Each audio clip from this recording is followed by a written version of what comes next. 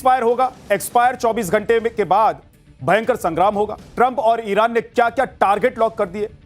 चीन से ईरान को सप्लाई किया तबाही का जो सामान है। जिस शिप को अमेरिका ने पकड़ा उसमें ऐसा क्या मिला कि अमेरिका चीन फिर आमने सामने हो गए। ईरान पर बम बरसाने की धमकी देने वाले ट्रंप क्यों करने लगे। प्लीज प्लीज, ईरान ऐसा क्या करने वाला है। पाकिस्तान बातचीत की टेबल सजाकर बैठा हुआ है। ट्रंप अपनी टीम इस्लामाबाद भेज रहे हैं, लेकिन ईरान की कोई खैर खबर नहीं। टाइम बीत रहा है, सीजफायर कल एक्सपायर होने वाला है। सीजफायर एक्सपायर होगा तो क्या होगा, यही सोच सोच कर दुनिया डरी हुई है, क्योंकि ट्रंप अपना प्लान बनाकर बैठे हैं कि बात नहीं तो बम चलेंगे। ईरान अपना प्लान बनाकर बैठा है कि ट्रंप को फिर से धूल चटाएंगे। अब धमकियों के माहौल में बातचीत कैसे हो भी जाए तो किसी समझौते पर सहमति होगी, यह कहना बड़ा मुश्किल है। शांति की राह में सबसे बड़ी दिक्कत ट्रंप का रवैया है। ट्रंप पर भरोसा करना मुश्किल है। भरोसे को मजबूत करने की बजाय ट्रंप ने बातचीत से पहले सारा माहौल बिगाड़ा हुआ।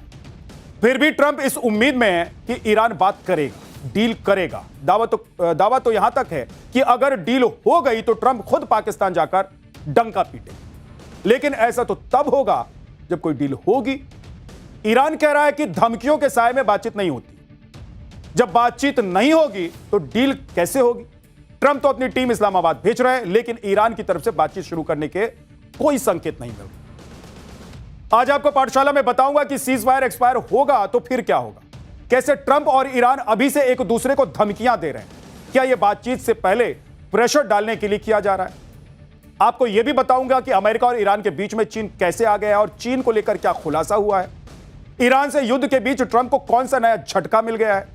अमेरिका में किसने ट्रंप को सबसे भ्रष्ट और अयोग्य राष्ट्रपति करार दे दिया है। यह सब आज आपको बताऊंगा, लेकिन एक ट्रेलर देखिए।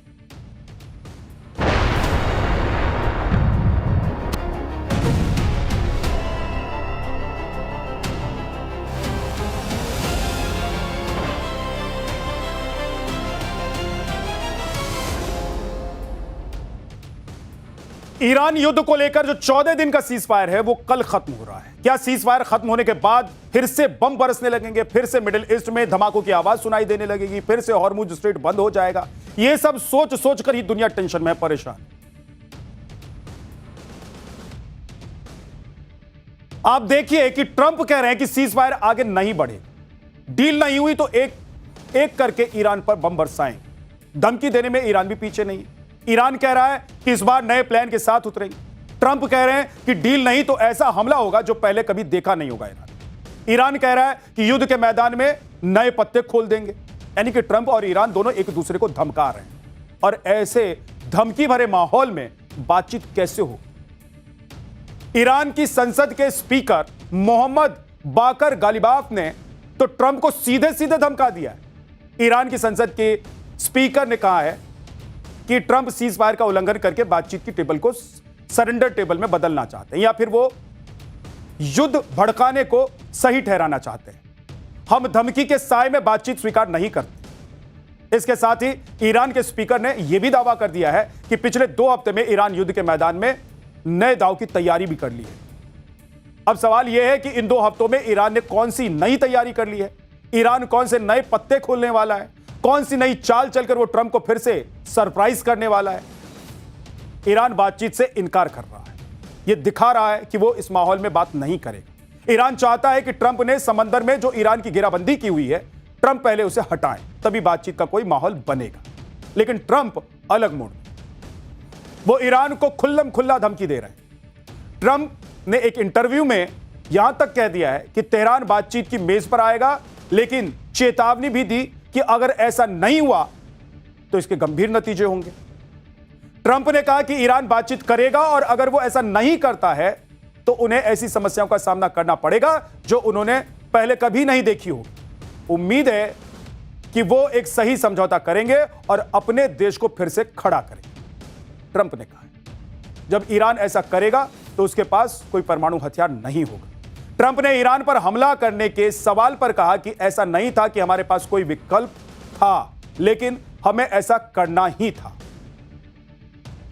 सवाल यह है कि जब धमकियों का दौर चल रहा है तो बातचीत कैसे होगी। ईरान तो बातचीत से साफ इनकार कर रहा है। हालांकि अलग अलग मीडिया रिपोर्ट्स में यह खबर चल रही है कि अमेरिका और ईरान दूसरे राउंड की बातचीत करेंगे। यह भी दावा है कि ईरान की तरफ से स्पीकर गालिबाफ ने बातचीत के लिए इस्लामाबाद आने की पुष्टि भी कर दी। दोनों देशों की टीम कल सुबह पाकिस्तान पहुंचेगी। अगर ऐसा हुआ तो सीज फायर के टाइम को आगे बढ़ाया जा सकता है। हालांकि ईरान की सरकारी मीडिया की तरफ से इन खबरों को खारिज किया जा रहा है। यह कहा जा रहा है कि बातचीत को लेकर अंतर्राष्ट्रीय मीडिया पर जो भी खबरें चल रही हैं वो सच नहीं। यह भी कहा जा रहा है कि ईरान का कोई भी दल, चाहे वो प्राइमरी हो या फिर सेकेंडरी टीम, कोई भी अभी तक इस्लामाबाद नहीं गया। ईरान को लेकर सस्पेंस बना हुआ है, लेकिन अमेरिका की तरफ से खबरें आ रही हैं कि उनकी टीम दूसरे दौर की बातचीत के लिए पाकिस्तान जा रही है।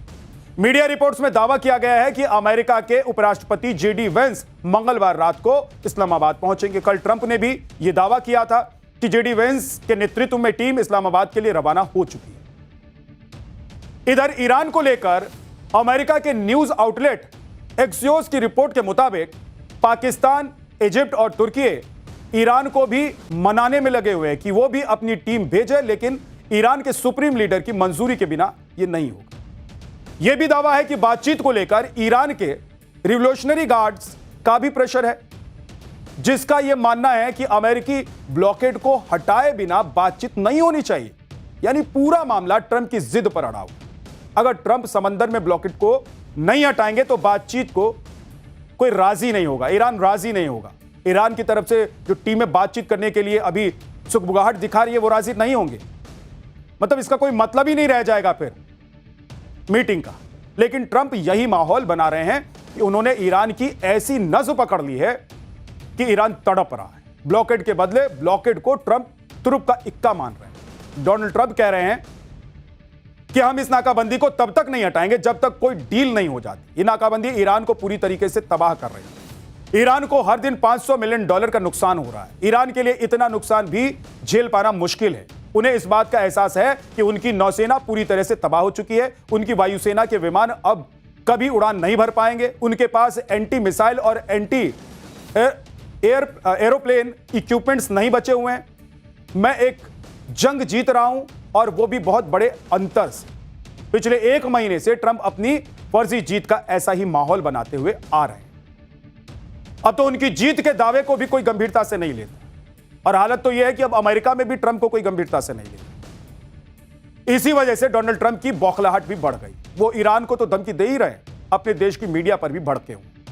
डोनाल्ड ट्रंप ने ऑपरेशन मिडनाइट हैमर को याद करते हुए ईरान को फिर से धमका दिया। ट्रंप ने कहा है कि ऑपरेशन मिडनाइट हैमर ईरान में मौजूद न्यूक्लियर डस्ट साइट्स का पूरी तरीके से सफाया, इसलिए उन्होंने फिर से खोद कर निकालना एक लंबा और मुश्किल काम होगा। फेक न्यूज CNN और दूसरे भ्रष्ट मीडिया नेटवर्क हमारे महान पायलट्स को वो श्रेय देने में नाकाम रहे हैं जिसके वो हकदार। वो हमेशा उन्हें नीचा दिखाने की कोशिश करते रहते हैं। ऑपरेशन मिडनाइट हैमर को डोनाल्ड ट्रंप कह रहे हैं कि ये वो हमला था जो अमेरिका ने पिछले साल जून में ईरान की न्यूक्लियर साइट्स पर किया था और यह दावा किया था कि ईरान पर कभी न्यूक्लियर हथियार नहीं होगा, हथियार ईरान नहीं बना पाएगा। लेकिन इस साल के बाद ट्रंप को फिर से वही खतरा सताने लग गया और वो ईरान को इसी बात को लेकर अब गारंटी चाहते कि ईरान न्यूक्लियर हथियार ना रखे। संभावित बातचीत के बीच ट्रंप ऑपरेशन मिडनाइट हैमर का जिक्र करके ईरान को एक तरह से डराने की भी कोशिश कर रहे, ईरान पर प्रेशर बनाने की कोशिश कर रहे। जो पूरी बातचीत है उसका एक बड़ा पॉइंट है ईरान का यूरेनियम, जिसे ईरान छोड़ना नहीं चाहता है और अमेरिका किसी भी हाल में उसे हासिल कर लेना चाहता है। डोनाल्ड ट्रंप ईरान के एनरिच्ड यूरेनियम स्टॉक को पूरी तरीके से हटाने और अपने कंट्रोल में लेना चाहते हैं, लेकिन ईरान ने साफ इनकार कर दिया है कि यही ईरान और अमेरिका के बीच शांति प्रस्ताव में सबसे बड़ा रोड़ा है। ट्रंप के ईरान के एनरिच्ड यूरेनियम को कब्जा करने वाले पोस्ट के कुछ ही घंटे के बाद ईरान ने साफ कर दिया कि तेहरान संवर्धित यूरेनियम कहीं भी ट्रांसफर नहीं करने वाला है। यह कान खोल के अमेरिका सुन ले। ट्रंप भले ही कुछ भी दावा करे, लेकिन ईरान ने एनरिच्ड यूरेनियम को निकालना क्या इतना आसान काम है कि वहां से निकालकर डोनाल्ड ट्रंप ले जाएंगे? इतना आसान काम नहीं है यूरेनियम को निकालकर अमेरिका वहां से ले जाए। न्यूक्लियर एक्सपर्ट्स एंड्यूस वेबर के मुताबिक यह इतिहास का सबसे जटिल यूरेनियम हटाने का ऑपरेशन हो सकता है। इसकी वजह से ईरान की इस्फान और नतांज न्यूक्लियर प्लांट्स बुरी तरह तबाह हो चुकी हैं। यूरेनियम गैस के फॉर्म में जो भारी सिलेंडर्स में जिन्हें रखा जाता है, हमलों में इन सिलेंडर्स के नुकसान होने की आशंका से इनकार नहीं किया जा सकता। पूरा प्लांट अंडरग्राउंड है और एंट्री गेट भी मलबे से ढके हुए हैं। ऐसे में इस जगह पर किसी भी एक्टिविटी से रेडिएशन खतरा बढ़ सकता है, बहुत बड़ा हो जाएगा अगर रेडिएशन वहां से लीक हुआ। तो एक तरफ ट्रंप ईरान को बमबारी का डर दिखा रहे हैं और दूसरी तरफ खुद को मानवता का मसीहा साबित करने के लिए ईरान को प्लीज प्लीज भी कह रहे हैं। डोनाल्ड ट्रंप ने अब से कुछ देर पहले एक सोशल मीडिया पोस्ट को साझा किया है जिसमें यह दावा था कि ईरान 8 महिलाओं को फांसी देने वाला है। इस पोस्ट को शेयर करते हुए ट्रंप ने कहा कि ईरान के जो नेता हमसे जल्द बातचीत करने वाले हैं, अगर वो इन महिलाओं को छोड़ देंगे तो ये बहुत अच्छा होगा। ट्रंप ने कहा है कि प्लीज इन्हें कोई नुकसान मत पहुंचाइए, ऐसा करके आप बातचीत की एक बढ़िया शुरुआत कर सकते हैं। यानी कि ट्रंप ऐसा दिखा रहे हैं कि ईरान की सत्ता कितनी निर्दयी है और ट्रंप को ईरान के लोगों का कितना ख्याल है और कितना प्यार आ रहा है ट्रंप को, जबकि यही ट्रंप कुछ दिन पहले ईरान की पूरी सभ्यता को मिटाने की धमकी दे रहे हैं। इन सब के बीच पाकिस्तान बातचीत की टेबल सजाने में लगा हुआ है। इस्लामाबाद में पहले राउंड की बातचीत की तरह ही तैयारियां फिर से चल रही हैं। एयरपोर्ट से लेकर होटल और बातचीत वाली जगह पर टाइट सिक्योरिटी है।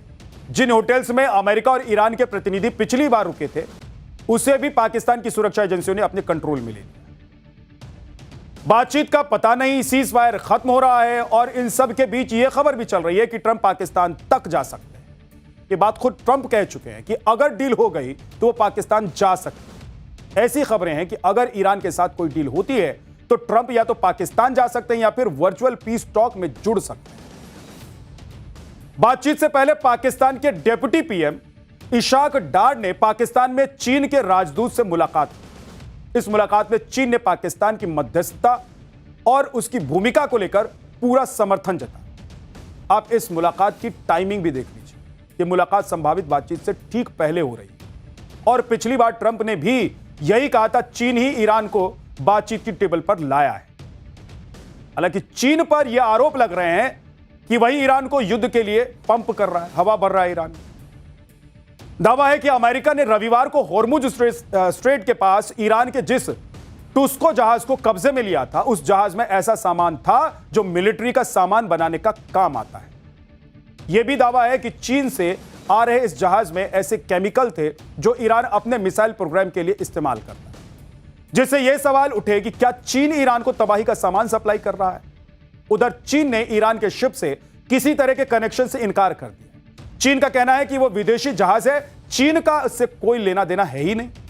दरअसल यूएन में अमेरिका का प्रतिनिधित्व कर चुकी अमेरिकी नेता निक्की हेली ने यह दावा किया है कि जो शिप अमेरिका ने जब्त की है वो चीन से आ रहा था। उसमें मिसाइल बनाने से जुड़े केमिकल्स थे। हेली ने कहा है कि चीन लगातार ईरान को मदद कर रहा है, इस बात की अनदेखी नहीं की जा सकती। इधर सीज फायर नहीं हो रहा है, उधर ट्रंप की मुसीबत बढ़ाने वाली खबर आ रही है। युद्ध के बीच मिडिल ईस्ट के देशों ने अमेरिका से दूरी बनाना भी शुरू कर दी। वॉल स्ट्रीट जर्नल ने अपनी रिपोर्ट में दावा किया है कि यूएई ने युद्ध के लिए अमेरिका से मुआवजा मांग लिया। यूएई ने ईरान युद्ध में हुए नुकसान के लिए अमेरिका से वित्तीय गारंटी मांगी है। हालात और खराब होने पर डॉलर से युआन पर शिफ्ट होने की चेतावनी भी दे दी। यूएई की मांग के बाद दूसरे मिडिल ईस्ट के देश भी मुआवजे की कतार में खड़े हो सकते हैं और अमेरिका से वित्तीय गारंटी मांग सकते हैं। वित्तीय सुरक्षा कवच एक तरह का सेफ्टी नेट होता है जिसके तहत अमेरिका को युद्ध के कारण पैदा होने वाले आर्थिक संकटों से निपटने के लिए एक तरह की गारंटी देनी होगी।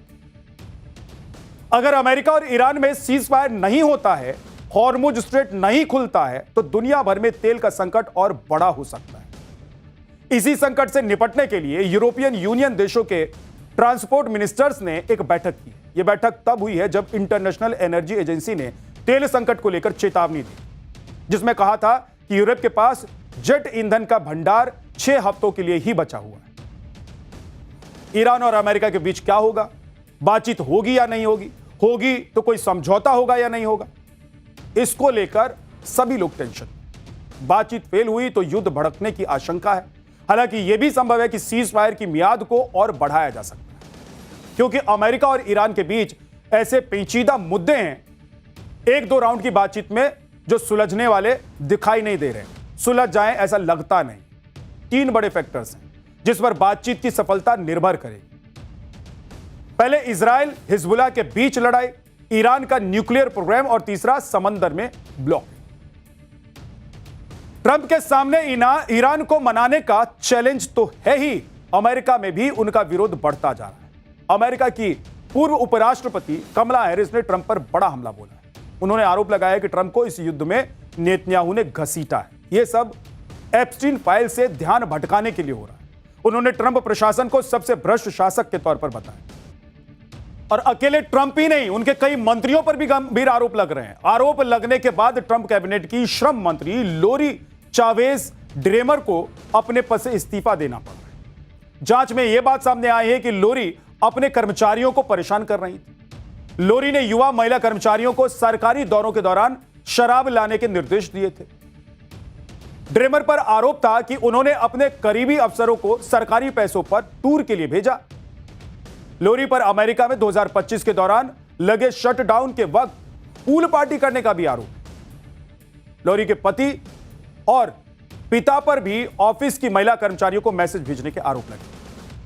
आप देखिए कि ट्रंप को झटके पर झटके लग रहे। जिस टैरिफ से ट्रंप पूरी दुनिया को डरा रहे थे, अब उस टैरिफ की भी हवा निकलनी शुरू हो गई। अमेरिकी सुप्रीम कोर्ट ने टैरिफ को अवैध घोषित किया, जिसके बाद अब ज्यादा वसूले गए टैरिफ के रिफंड की प्रक्रिया भी शुरू हो गई। इसे अमेरिकी इतिहास का सबसे बड़ा टैरिफ रिफंड माना जा रहा है, जिसमें 166 अरब डॉलर यानी कि करीब 15,50,000 करोड़ रुपए लौटाए जाने। सिर्फ भारतीय व्यापारियों को ही 12 अरब डॉलर यानी कि 1,12,000 करोड़ रुपए लौटाने। कोर्ट ने कहा था कि ट्रंप प्रशासन ने आपातकालीन शक्तियों का गलत इस्तेमाल करके टैरिफ लगाए थे। कोर्ट ऑफ इंटरनेशनल ट्रेड ने इंपोर्टर्स को उनकी जमा राशि और ब्याज लौटाने के निर्देश दिए थे।